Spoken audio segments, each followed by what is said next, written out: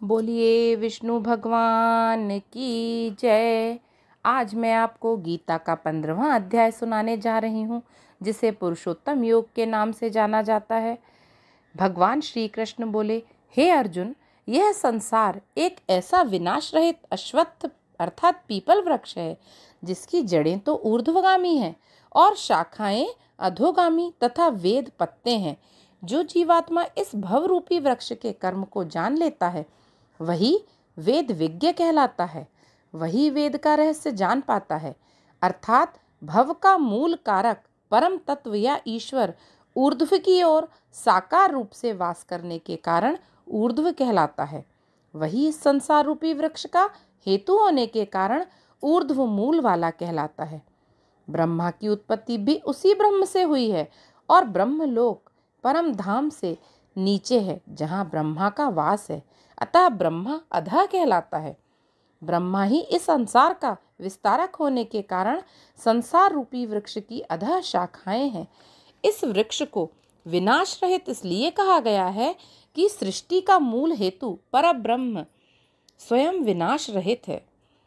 यह सनातन है। वेदों की उत्पत्ति ब्रह्मा के द्वारा हुई है तथा यज्ञादि कर्म भी वेदों से ही निसृत हैं, जिनमें संसार रूपी वृक्ष की सुरक्षा, वृद्धि व शोभा बढ़ती है। अतः वेदों को इस संसार रूपी वृक्ष के पत्ते कहा गया है।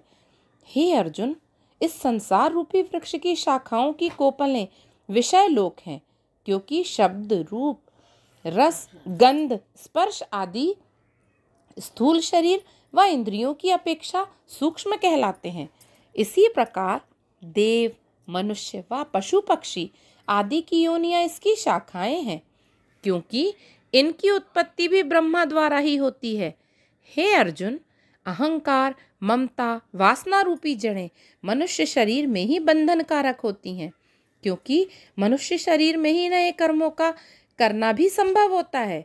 लेकिन तिर्यक योनियों में जीव विगत जन्मों के कर्मों का ही फल भोगता है।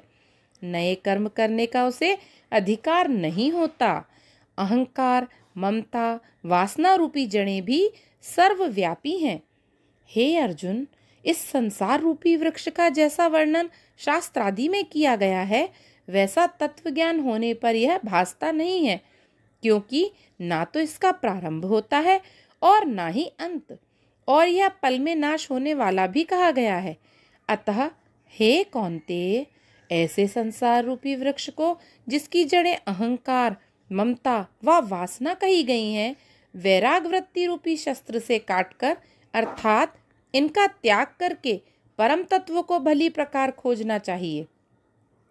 इसकी प्राप्ति होने के बाद जीवात्मा पुनः सृष्टि में नहीं जन्मता, और जो जीवात्मा यह भाव रखता है कि इस सृष्टि रूप प्राचीन वृक्ष की भगवान वासुदेव की दया से ही वृद्धि हुई है, उन्हीं की मैं शरण ग्रहण करता हूँ। उस जीव की मोह माया में आसक्ति नहीं रहती तथा जो नित्य निरंतर प्रभु स्मरण में ही वृत्ति रखता है और जिसकी कोई इच्छा भी नहीं होती, ऐसे तत्वज्ञस्वी पुरुष को निश्चय ही दिव्य धाम की प्राप्ति होती है। हे अर्जुन, वह मेरा दिव्य धाम कैसा है, सुनो। उस दिव्य धाम के प्रकाश की तुलना हजारों करोड़ों सूर्यों के प्रकाश से भी नहीं की जा सकती। तब चंद्रमा व अग्नि का प्रकाश उस दिव्य धाम में कैसे समता रख सकता है। ऐसे मेरे उस प्रकाशमय धाम में जो जीव चला जाता है, वह पुनः नहीं जन्मता। हे अर्जुन, सृष्टिगत जीवों में जो आत्मा रूप से स्थित है, वह मेरा ही सनातन अंश है। उसका कभी क्षय नहीं होता। सत्व, रज, तम गुण से युक्त मन और पंचेंद्रियों को यह आत्मा ही उनके गुणों से पृथक करता है। अर्थात यह जब देह से गमन करता है, तब चित्त सहित इंद्रियों को उसी प्रकार ग्रहण करता है जैसे वायु गंध को ग्रहण करती है। इनके ग्रहण के बाद ही आत्मा नवीन देह धारण करता है। नवीन देह में जीव रूप से आत्मा ही नाक, कान, जीभ, त्वचा, स्पर्श तथा मन के द्वारा विषयों का भोग करता है। लेकिन अज्ञानी जन देह में स्थित या मरण काल, विषय भोग काल, त्रिगुणों में लिप्त इस आत्मा को नहीं जान पाते, अर्थात इस भौतिक देह के सभी क्रियाकलापों को आत्मा ही जीव रूप से भोगता है, लेकिन जीव से सदैव पृथक रहता है। इसलिए अज्ञानियों को आत्मा का आभास नहीं होता, वह आत्मा को ही जीव रूप से देखते हैं। लेकिन हे अर्जुन, इस आत्मा और जीव को पृथक रूप से ज्ञानी ही जानते हैं। वह ज्ञान नेत्र के द्वारा आत्मा को परम पुरुष तत्व के रूप में निर्मल प्रकाश रूप निर्लेप व मेरे ही अंश के रूप में देखते हैं। इस आत्मज्ञान की प्राप्ति के लिए वह नित्य योगाभ्यास करते हैं। लेकिन जो मूढ़ हैं, जिनका मन विषय वासनाओं से भरा है, जो विषय भोगों को ही सब कुछ मानते हैं, ऐसे पुरुष निरंतर अभ्यास के द्वारा भी आत्मज्ञान का लाभ अर्जित नहीं कर पाते, क्योंकि वह अभ्यास तो आत्मज्ञान के लिए करते हैं, लेकिन उनका मन या चित्त त्रिगुणमयी माया में ही रमता रहता है। हे अर्जुन, सूर्य, चंद्र व अग्नि में जो तेज तत्व है, वह उनका अपना नहीं बल्कि मेरा ही है। अर्थात सूर्य मेरे ही तेज से सृष्टि का तिमिर अर्थात अंधकार दूर करता है। चंद्रमा मेरे ही तेज के कारण प्रभासित होकर शीतलता प्रदान करता है, तथा अग्नि भी मेरे ही तेज से प्रज्वलित होती है। अतः सूर्य, चंद्र व अग्नि में जो तेजस्विता है, वह मेरे ही कारण है। इसी प्रकार पृथ्वी में जितने भी चराचर जीव हैं, उनको धारण करने वाला भी मैं ही हूँ। अर्थात पृथ्वी भी मेरे ही कारण स्थिर है।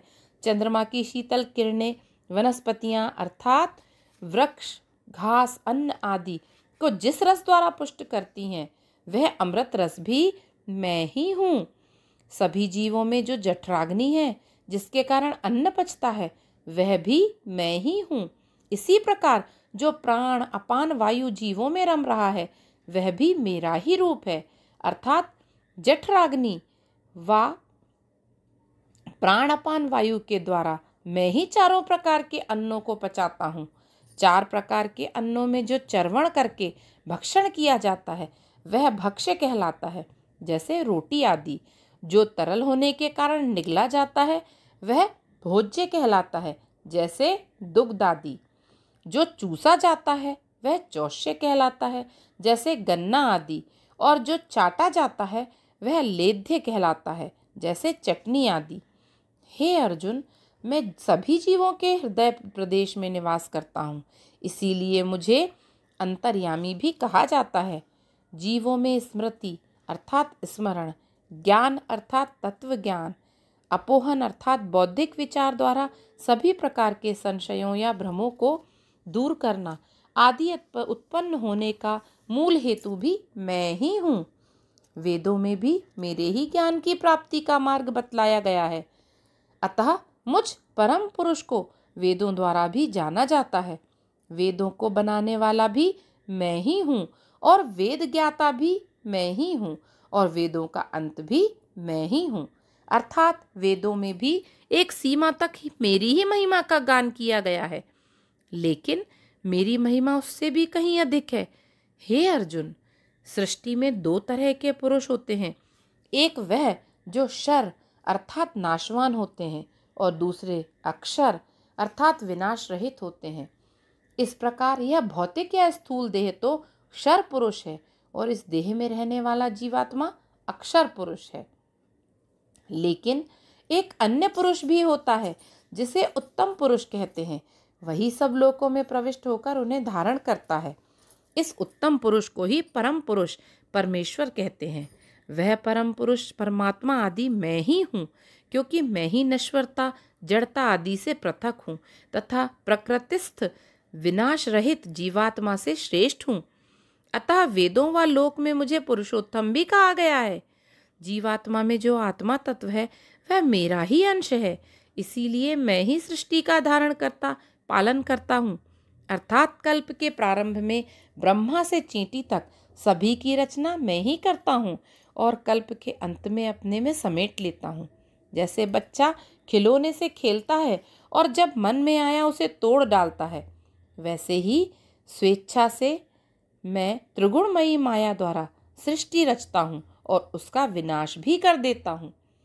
हे पार्थ, जो ज्ञानी पुरुषोत्तम को मुझ को अच्छे से जान जाता है, वह मुझे सर्वमय मानकर निरंतर मेरा ही स्मरण करता है।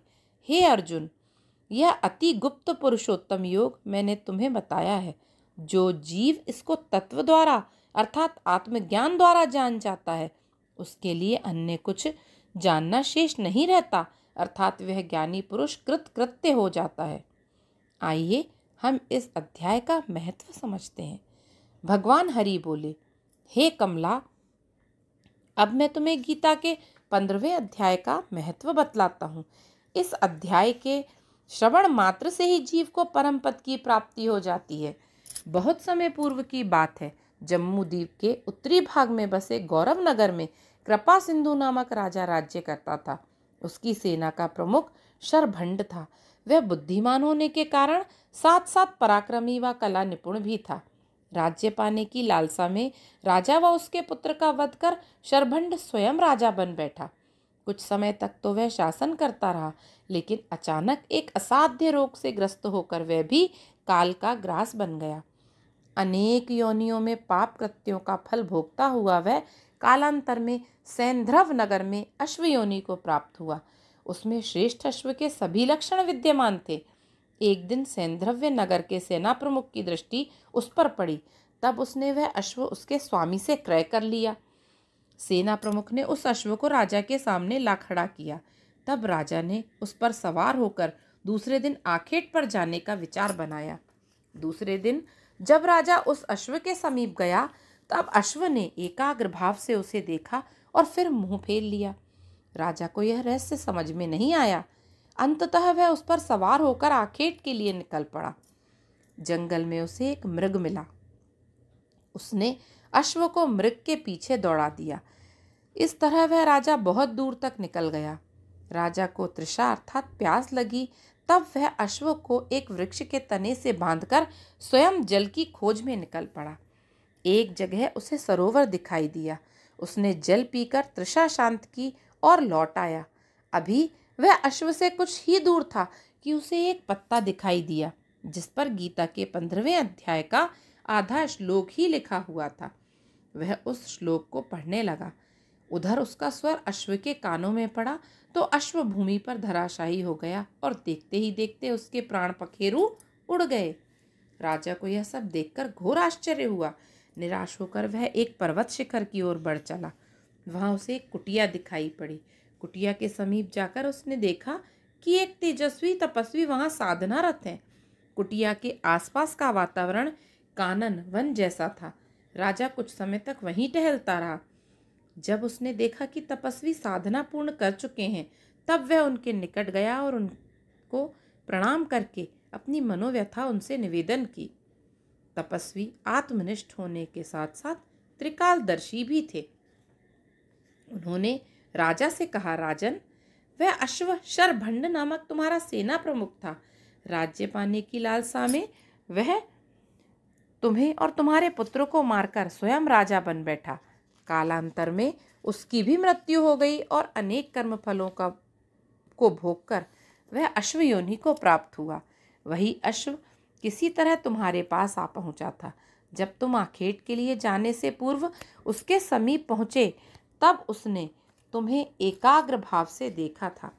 तब उसका अभिप्राय था, हे राजन, तुम तो वही हो जिसका मैंने वध किया था। लेकिन जब उसने मुंह फेर लिया, तब इसका अभिप्राय यह था, हे राजन, बड़ा आश्चर्य है तुम मुझे पहचान ना सके। तब राजा ने पूछा, हे तपोनिष्ठ, वृक्ष के पत्ते पर गीता के 15वें अध्याय के अर्ध श्लोक के अंकित होने का रहस्य क्या है? तपोनिष्ठ ने बताया, वह मैंने ही लिखा था और अपने शिष्य को कंठाग्र करने के लिए दिया था। लेकिन तेज वायु में उड़कर वह पत्ता वहां तक पहुंच गया जहां तुम्हारा अश्व बंधा था। उस अर्ध श्लोक को सुनकर वह अश्व जन्म मरण के बंधन से मुक्त हो गया। राजा ने गीता के 15वें अध्याय के अर्ध श्लोक का इतना अधिक महत्व जानकर तपोनिष्ठ को प्रणाम किया और राजमहल में लौट आया। फिर अपने पुत्र को राजकाज सौंपकर स्वयं अरण्य में रहकर इस अध्याय का नित्य पाठ करने लगा। इसके प्रभाव से वह भी मुक्त हो गया।